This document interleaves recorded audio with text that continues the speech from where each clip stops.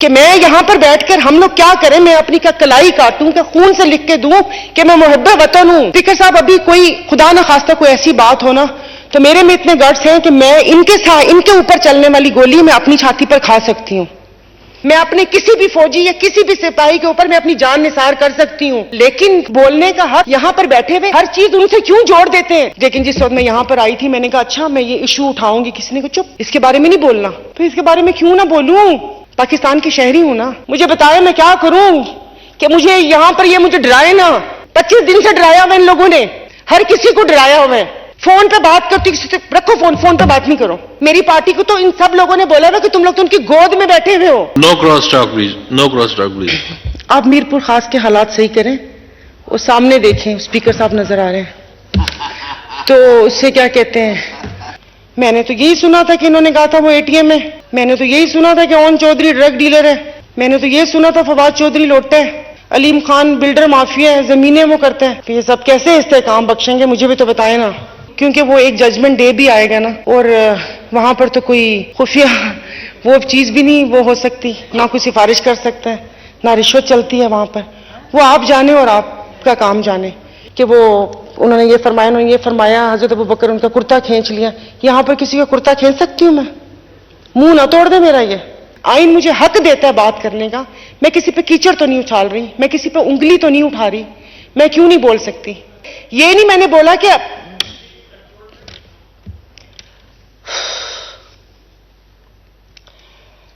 पता नहीं, अब तो बोलने को भी दिल नहीं करता इनको।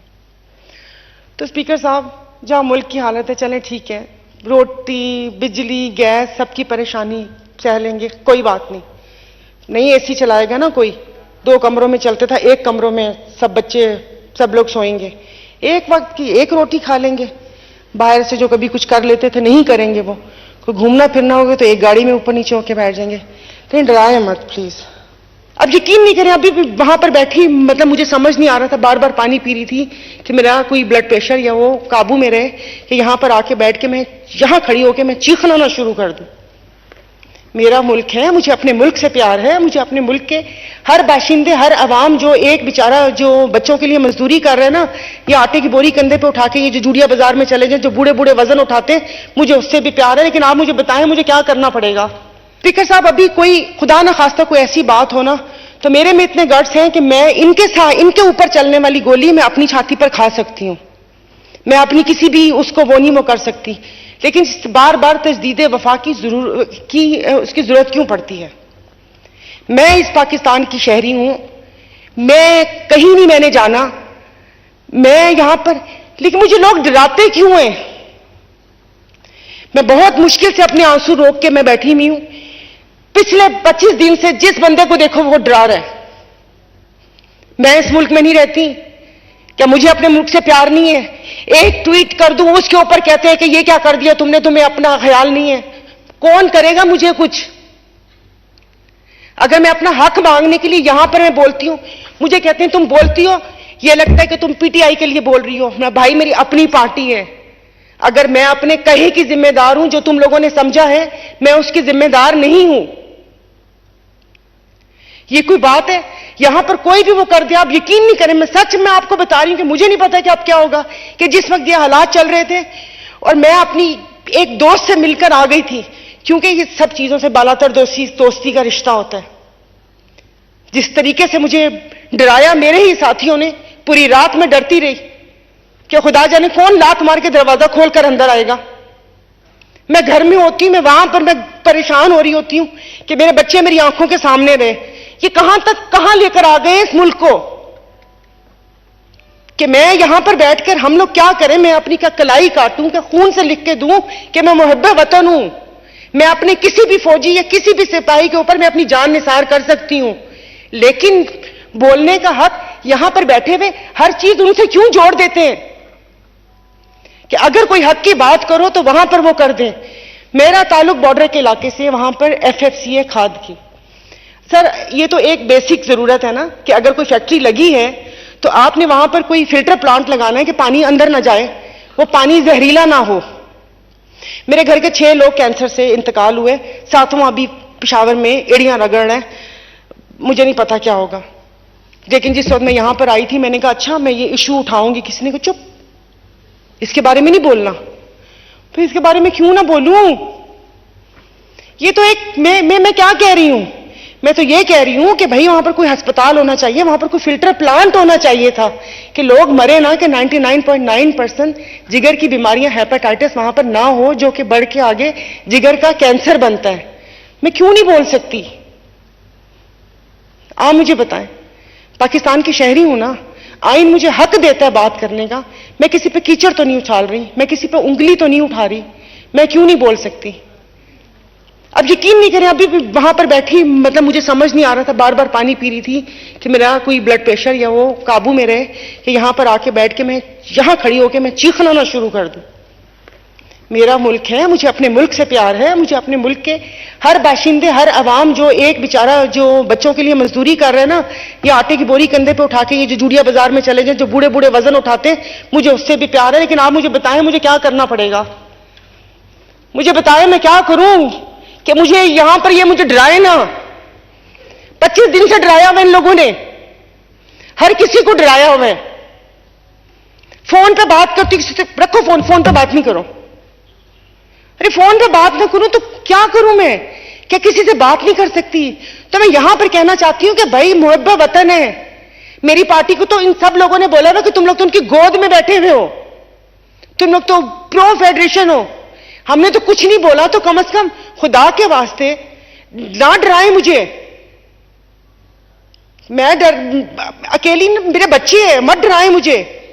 अगर मैं बैठकर ऐसी कोई ट्वीट कर देती हूं या कोई बात मैं कर देती हूं तो उसका मतलब इस्लाह होता है। ये नहीं मैंने बोला कि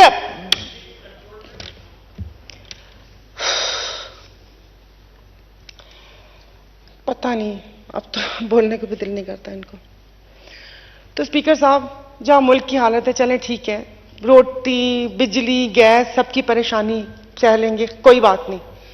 नहीं एसी चलाएगा ना कोई, 2 कमरों में चलते था, 1 कमरों में सब बच्चे, सब लोग सोएंगे, एक वक्त की 1 रोटी खा लेंगे। बाहर से जो कभी कुछ कर लेते थे नहीं करेंगे, वो कोई घूमना फिरना होगा तो एक गाड़ी में ऊपर नीचे होकर बैठ जाएंगे। लेकिन डराए मत प्लीज, ये खौफ की फिजा कायम ना करें। उसको ये करना, पीटीआई की बात आप करें तो पीटीआई को भी देखें। यहां पर बैठे लोग कहते हैं कि वो लाए गए हैं, तो ले आओ ना उनको जो लेकर आए हैं, क्यों छोड़ा हुआ है उनको? No cross talk, please. No cross talk, please. आप मीरपुर खास के हालात सही करें, वो सामने देखें, स्पीकर साहब नजर आ रहे हैं, तो उससे क्या कहते हैं, तो सर फिर कटहरे में लेकर आ जाए ना। अभी एक इस्तेहकाम में पाकिस्तान पार्टी बन गई, जिनके बारे में अब कह रहे हैं कि हम मिलकर पाकिस्तान को इस्तेहकाम और दवाम बख्शेंगे।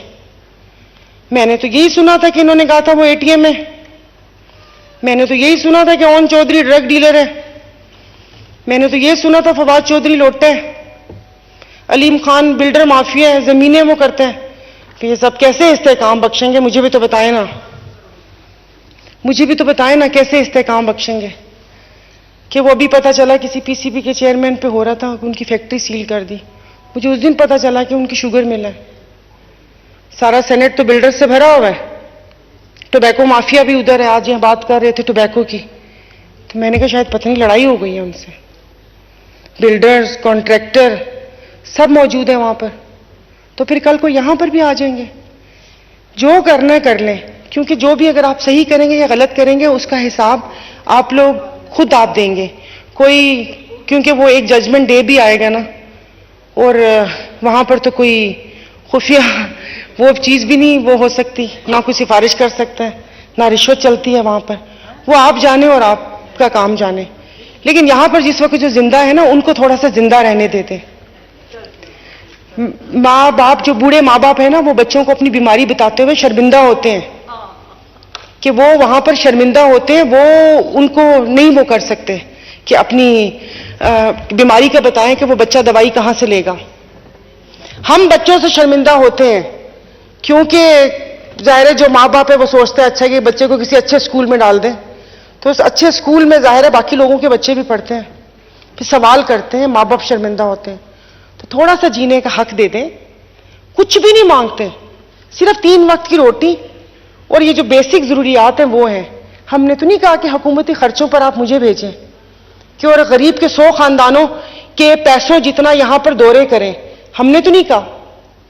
मैंने तो नहीं वो ये कहते हैं कि हमें आने जाने के लिए टिकट्स दे दें, ना वो पर्क्स मांगते हैं। इस सेनेट में मुझे अभी पता चला कि ये सेनेट में तनख्वाहों के इजाफे की बात हुई है। उनमें से किसी बैठे हुए को जरूरत है कि जो 10 से पता नहीं 30 रुपए किलोमीटर कर दिया और ये कर दिया? किसी को जरूरत है कि वो उन्होंने ये फरमाया, हजरत अबू बकर उनका कुर्ता खींच लिया? यहां पर किसी का कुर्ता खींच सकती हूं मैं? मुंह ना तोड़ दे मेरा। ये किसी से मैं पूछ लूं सवाल कि मुझे इसका बता दें, वो मुझे जवाब देंगे? ये बजट कहां जाता है कहां नहीं जाता खुदा जाने। लोगों की हाल ये है कि इतना ना दबाएं लोगों को। वो स्प्रिंग को जितना दबाएंगे वो इतना ही उछल कर बाहर आएगा। तो मैं आपसे बार बार अब वही बातें वो हो रही हैं, लेकिन मैंने यही आपको कहा था कि शायद ये मेरी कोई आखिरी स्पीच हो। अगर इलेक्शन आप लोगों ने करवा लिए तो, और अगर निगरान सेटअप लंबा ना चला तो, क्योंकि हालात हमारे मुवाफिक नहीं है। लेकिन एक ऐसी बात है कि वो कहा है किसी ने कि साइकिल पर या सियासत में किसी समत भी निकल जाओ, हवा ना मुवाफिक ही रहती है। तो वो हालात तो कभी भी मुवाफिक नहीं रहेंगे। तो मैं बार बार आपसे यही गुजारिश कर रही हूं कि खुदा के लिए आपसी झगड़े छोड़ दें, कोई एक चीज का रिलीफ दे दें कि जो पता चले कि हाँ ये इस अवाम को, या अवाम भी सोचे, या ऐसे वो करके।